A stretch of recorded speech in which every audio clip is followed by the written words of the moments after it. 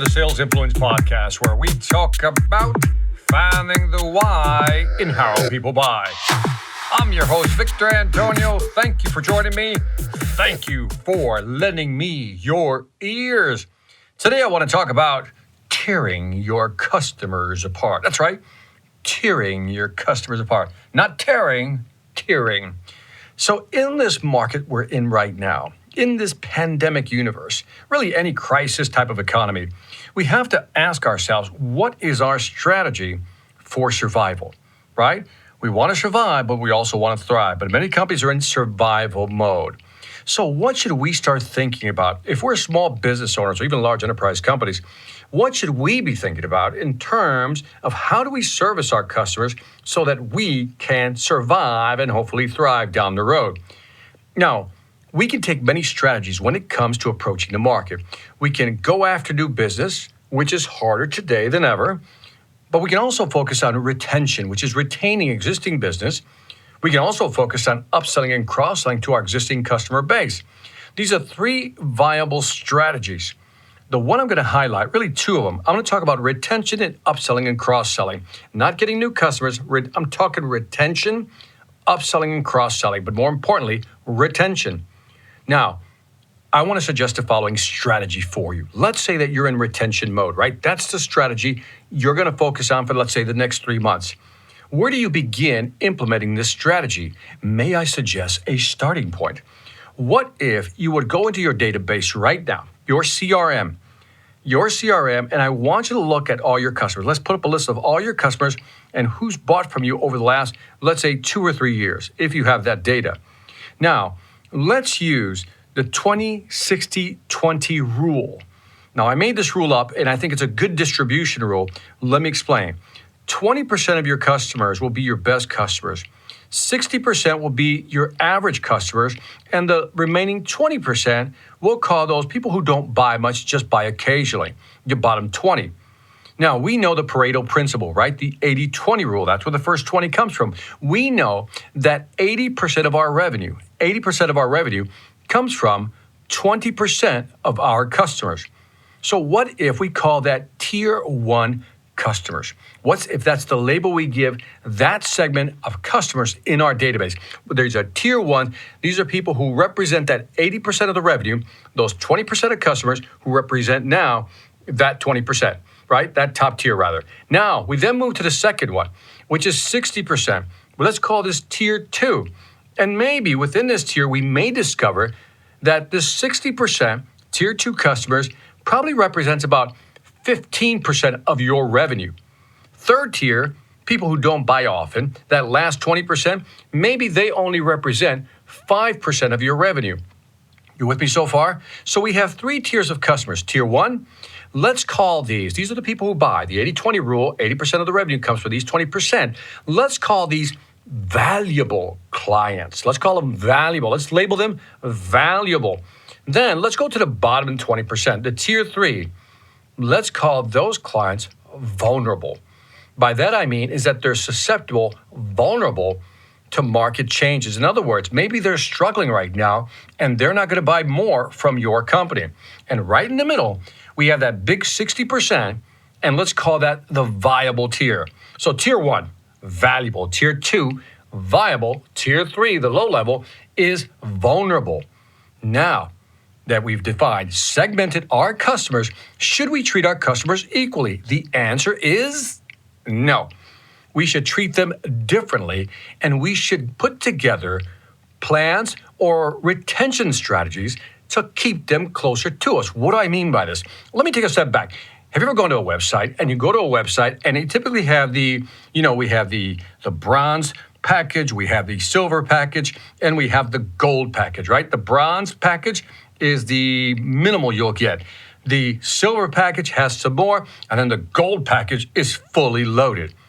What if we came up with what I'll call non-economic concessions for our customers? By non-economic concession, even though we know truly everything has an economic cost, but what if we came up with non-economic concessions that we can give our clients to keep them buying from us, to retain them? Here's what I mean.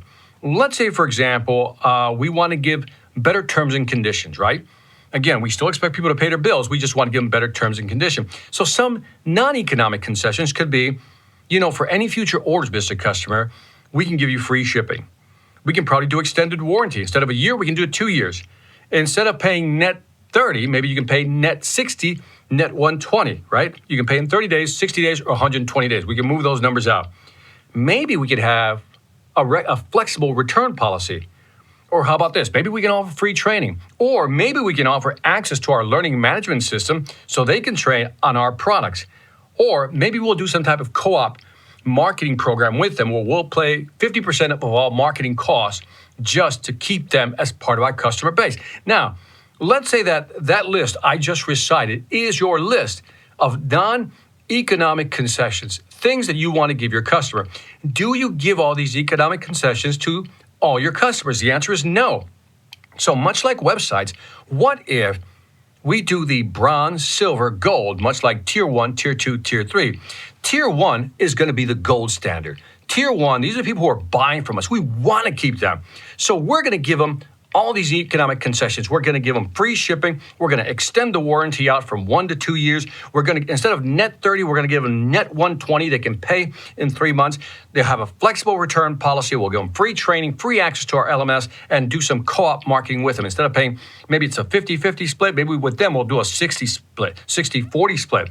And let's say we list out those. I got 1, 2, 3, 4, 5, 6, 7 different conditions. 7 things, non-economic concessions that I'm willing to give tier 1. Now imagine if your salespeople are armed with this type of content, with these types of options to offer your customers, the tier 1s. So next time a tier 1 customer asks for a discount, you say, well, look, I can't do a discount, but here's what I can do. I can offer you free shipping, extended warranty, or some mix thereof. But they have an option of offering all 7 to your tier 1 because you want to keep those tier 1 clients. Now, as we move over to tier 2, we're going to call this the silver package. We're not going to give them all 7, but maybe we pare that list down from 7 down to 5, right? 7 down to 5, and you can pick what those 5 are. And then when we get to our low tier people, tier 3, people who are not buying much, maybe we can even peel that back even further down to maybe 3 concessions, 2 concessions, maybe even 1 concession.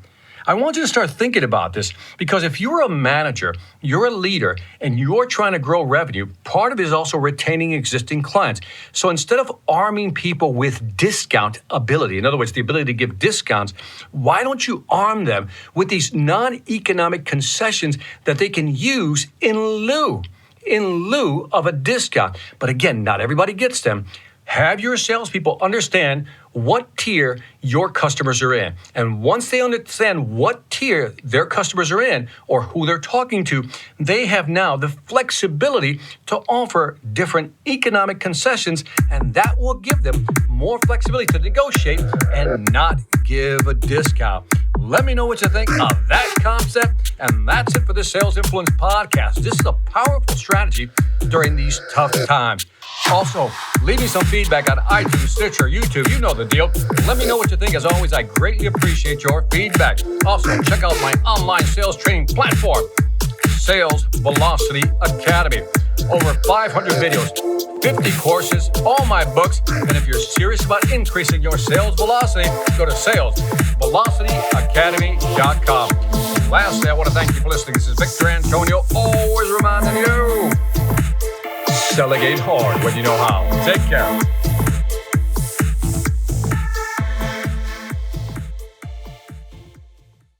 Hi, I'm Victor Antonio. I'm an author, sales trainer, and keynote speaker. I'm often asked, what makes a great speaker? Is it someone who delivers real content that the audience can use? Is it someone who engages the audience so they're part of the learning experience? Or is it someone who can motivate an audience to push them beyond their comfort zone and discover new abilities? The answer is yes. But the most important thing to remember is that I'm not there to look good.